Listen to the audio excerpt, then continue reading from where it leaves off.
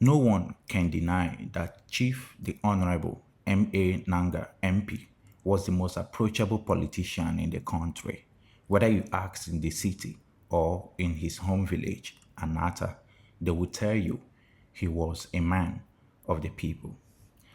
A man of the people, Chinua Achebe, January 1966.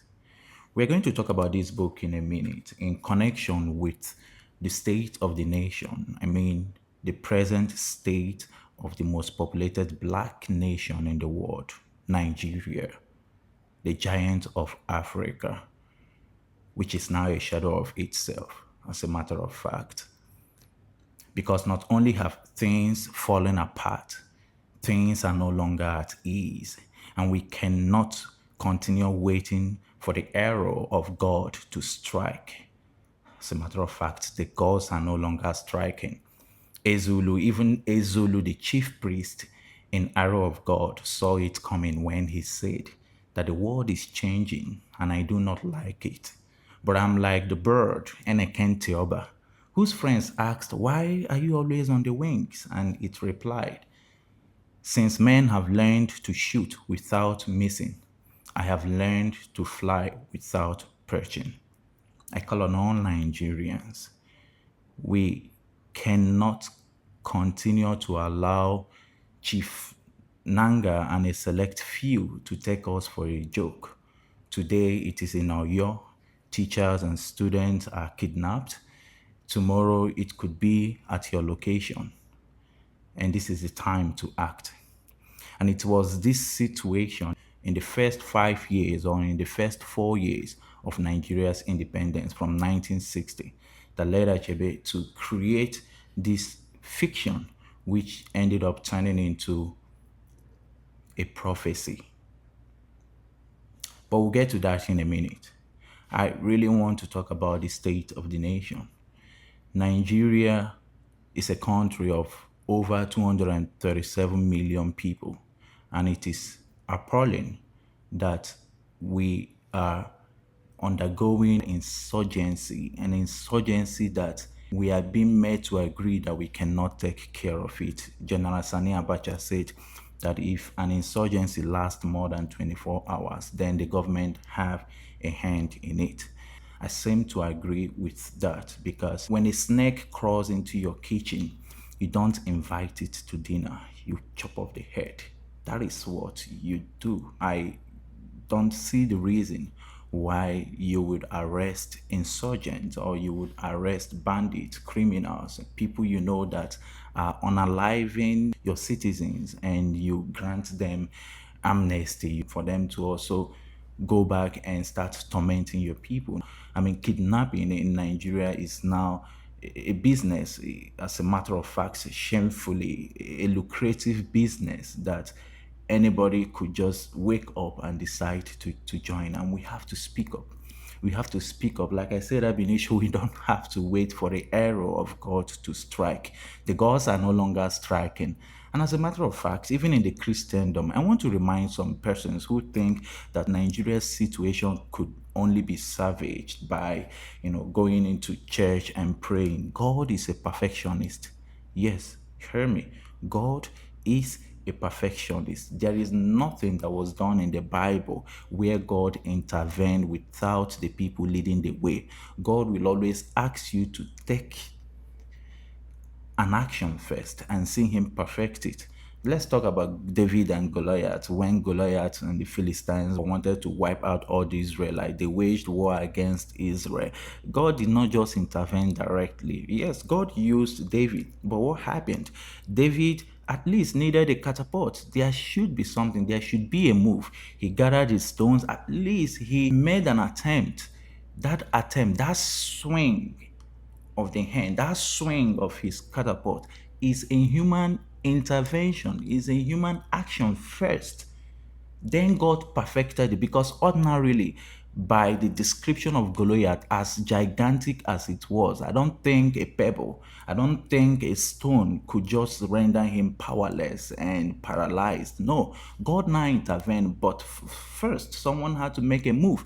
And I want to parallel this situation to Nigeria, especially in the contemporary context. If we are all going into church asking God to intervene, God is a perfectionist. I just want you to know, and you must take the first action. Then God will perfect it. And what is that your first action? It is to get your PVC. It is to get your PVC and vote in the forthcoming election in January 2027. Some of you might say, oh, I'm here talking about election and I'm not in Nigeria to see what you are saying. As a matter of fact, let me tell you, this is going to be the first election since I turned 18 or since I became eligible to vote. This is going to be the first election that I will not participate. I was there in 2023. I was living in Enugu at the time. But I knew too well that not only the nation or the federal level needing help, my state, Abia, needed as much help as possible. I traveled a day before the gubernatorial election. I traveled from Enugu to Aba to make sure that our vote counted. God bless that Professor Nena Oti. The way Nigeria is going with insurgency is insecurity, corruption, chaos. We all know how a man of the people ended. This book has been announced, as a prophetic book. I think it turned 60 this year. So cheers to Chinua Achebe, cheers to A Man of the People, which turned 60 because it was published in January 1966. So 2026 makes it 60 years. So I would like to read something that I consider a synopsis of A Man of the People because I can't summarize the whole novel to you, but there is a part of the novel as it was summarized by the Henneman Education Books, which saw it as a hilarious yet disturbing satire on corrupt government and the cult of personality in an unnamed, newly independent African state. We know the state that they were referring to, Nigeria, which Achebe had in mind, despite he did not explicitly say that. The chief personality under attack is Nanga, the semi-literate minister of culture, who, at the opening of the novel, pays a ceremonial visit to the school at which the narrator, Odele Samalo, because Achebe narrated this through the first person narrative technique, and that narrator happens to be also a character in the work known as Odele Samalo. Odele Samalo, he recognizes Odele, a former pupil of his, and invites him to stay at his house in the capital, Bori. There, Odele is introduced to the manipulation of power and the practice of corrupt and, for some, highly profitable government. But there is another reason why Odele comes to Bori. Elsie, a delightful and startling personality who is to be the immediate cause of Odele's clash with his host. Odele in turn becomes involved with Edna, Nanga's intended parlor wife or supplement to Mrs. Nanga, whom her husband considers too bush for important entertainment. So Chief Nanga had been a kind of grooming this young girl in the village, Anata, whom he, you know, expected or whom he looks forward to taking in as a second wife and whom he thinks would be presentable when he goes for political appointment because he thought his wife or he considered his wife, Mrs. Nanga, illiterate and wouldn't be presentable at political functions. Then Odele, because of what Nanga did to Odele in the city, Odele now goes to befriend Edna, which is Nanga's potential second wife. It did not stop there. Odele's vengeance did not stop there. Combining political conviction with private vengeance, Odele decides to stand as Nanga's opponent for election to the parliament. So Odele now decides to run for Nanga's position in the forthcoming election. And that was where greed, that was where, the chaos, that was where the corruption. Nanga hired political thugs to disrupt Odele's campaign. And that was where the man in humanity to man, unveils in A Man of the People. And Odele dies, from all those riot and chaos. But what happened at the end? What happened at the end of this book was so remarkable and iconic because that corrupt civilian government was overthrown by a military coup. And that now brings me to the state of Nigeria. I'm not prophesying that what Nigeria needs now is a military coup, but I'm just trying to draw their attention that I see no difference from what is happening now and what was happening at the time that Achebe wrote A Man of the People. As a matter of fact, something happened on the evening of Friday, 14th January 1966, at the Exhibition Center in Lagos. Achebe brought a copy of A Man of the People, which was to be published 3 days later, 17th January 1966. In that meeting were J.P. Clark and other African writers or Nigerian writers. And J.P. Clark and Achebe had already become friends, and Achebe would always pass to J.P. Clark's maybe and a copy of his work, especially as he gets response from editors. So Achebe had just received the new book and extended it to his friend J.P. Clark. And J.P. Clark made a comment at that meeting. J.P. Clark said, "Chinua, I know you are a prophet. Everything in this book has happened except a military coup." Recall, this was January 14th, 1966. And when did the first military coup in Nigeria happen? January 15th, 1966.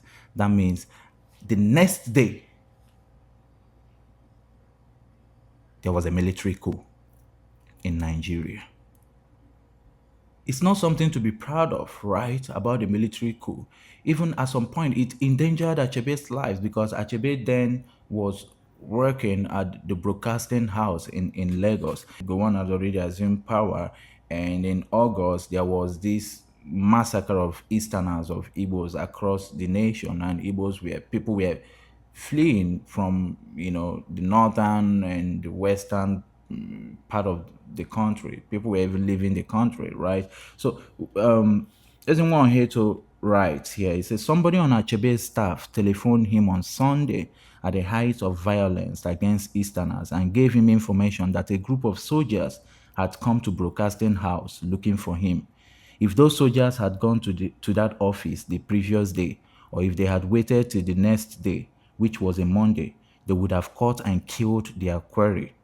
The telephone message from that worried staff member was succinct. He said, quote, "If I were you, I should leave your house." When Achebe asked for the reason, the man answered, "The troops are looking for you."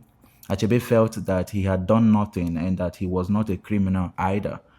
So he telephoned Victor Badejo, Director General of the NBC, to ask why soldiers should be looking for him. Victor Badejo asked, "Where are you calling from?" inquired Badejo anxiously. "From my house, of course," Achebe replied. "You better leave immediately.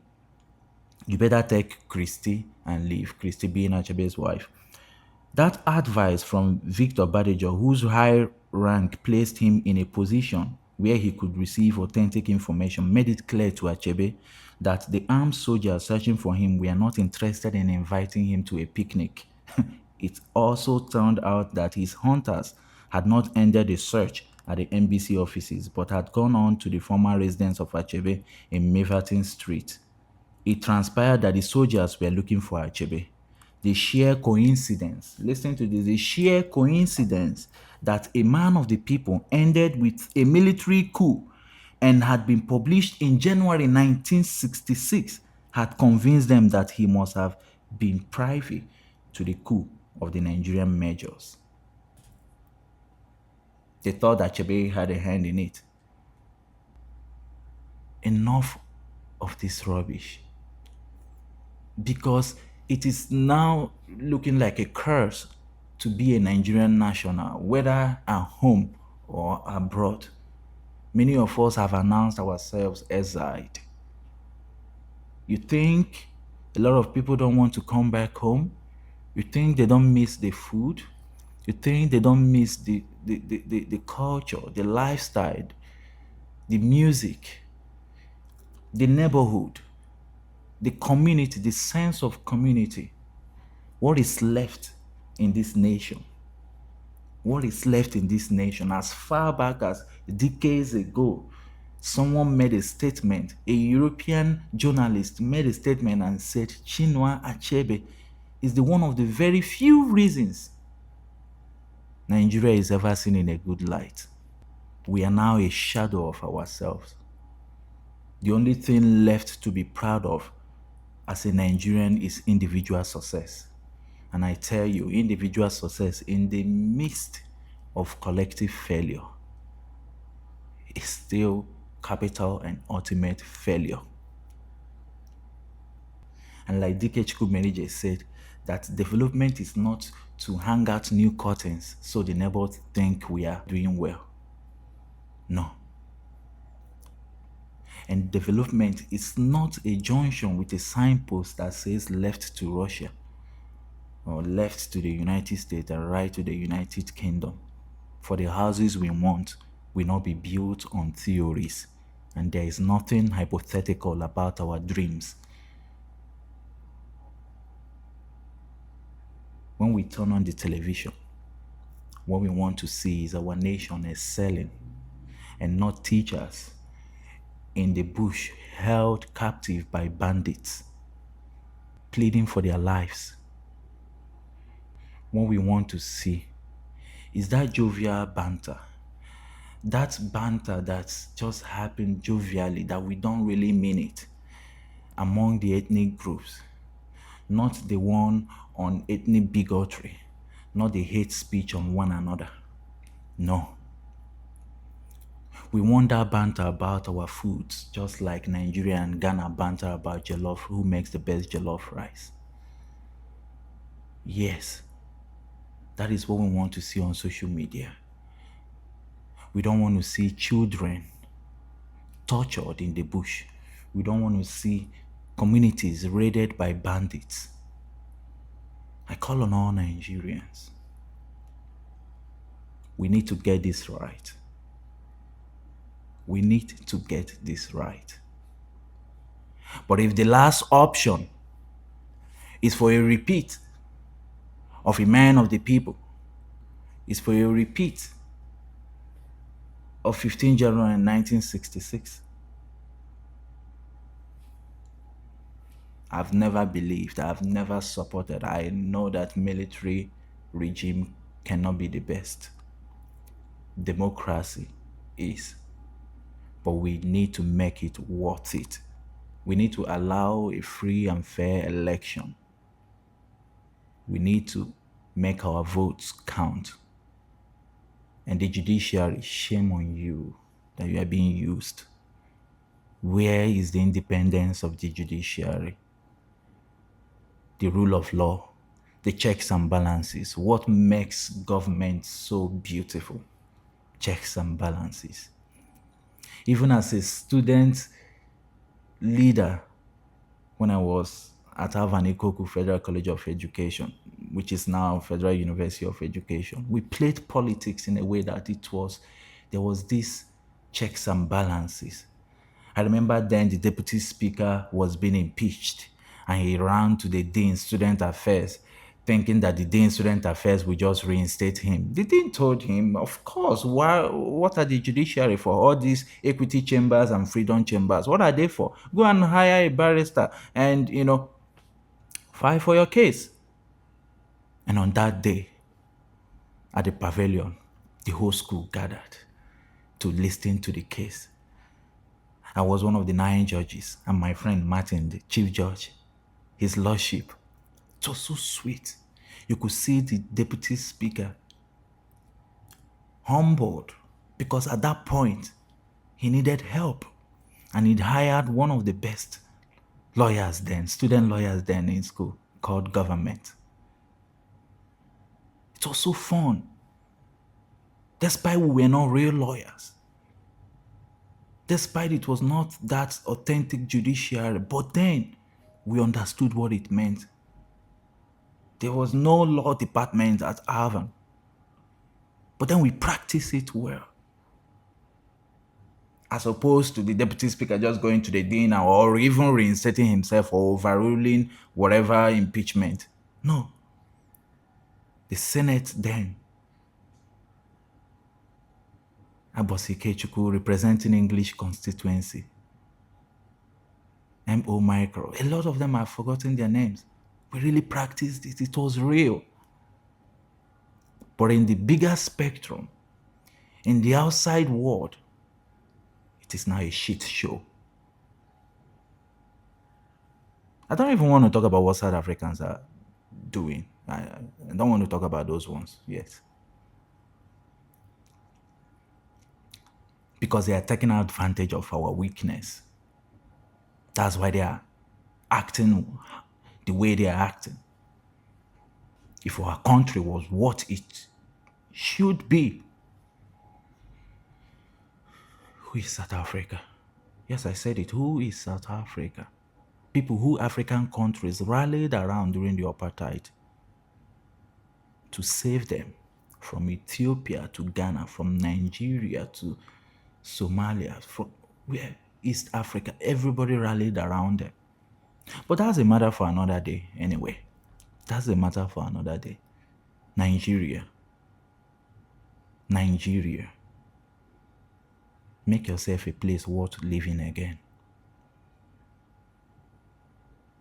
Now I'll leave you with these words of James Baldwin, that not everything that is faced can be changed, but nothing can be changed unless it is faced.